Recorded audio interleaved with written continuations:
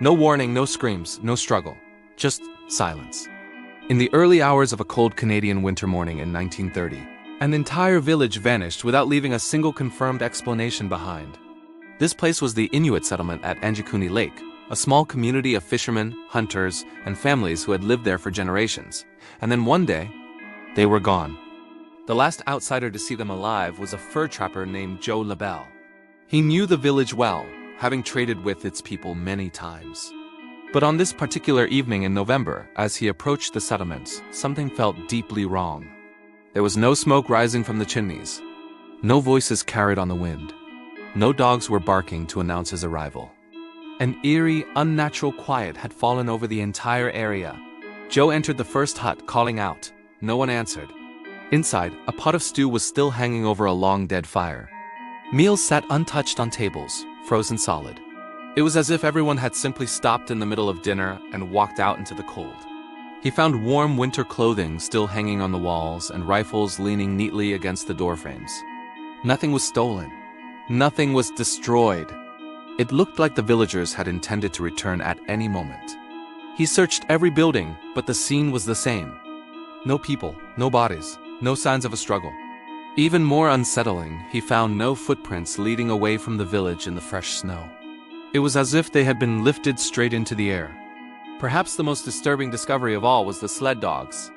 Still tied to their posts, they had starved to death. Why would experienced Inuit hunters, who relied on dogs for survival, abandon them to such a fate? Panicked, Joe made his way to the nearest telegraph office and contacted the authorities. When the Royal Canadian Mounted Police arrived to investigate, the mystery only deepened. They discovered that graves in the village's small cemetery had been opened. The stones were neatly stacked to the side, but the bodies inside were gone, not disturbed or damaged by animals. Simply missing. As word of the disappearance spread, other trappers and locals came forward with their own strange accounts. Several reported seeing bizarre, silent lights in the sky over the lake around the time the village vanished. They described them as bright, pulsating orbs moving in unnatural patterns, completely unlike any known aircraft or celestial phenomenon. Official search teams scoured the vast, unforgiving wilderness for miles in every direction. They found no tracks, no makeshift camps, and no remains. An entire community, estimated to be around 30 people, had vanished without a trace. There were no records of migration, no historical conflicts, no evidence of disease or famine that could explain it. The official reports offered no concrete conclusions. Over the decades, theories have swirled. Some suggest it was an elaborate hoax, a story exaggerated over time. But if it was a fabrication, why were official police reports filed and extensive searches conducted?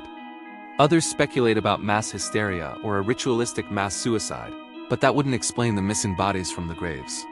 And then there's the theory that many come back to, the strange lights in the sky. The idea that the villagers weren't running from something, but were taken by it. To this day, the empty village at Anjikuni Lake remains one of history's most chilling, unsolved mysteries. No closure, no answers. Just an abandoned, frozen place, and a silence that has never been broken. Because whatever happened that night, it didn't leave footprints. And it didn't leave bodies. Some mysteries, it seems, are meant to be solved. Only remembered. Thanks for watching. If you find stories like this as fascinating as we do, make sure to subscribe and hit the notification bell so you don't miss our next video.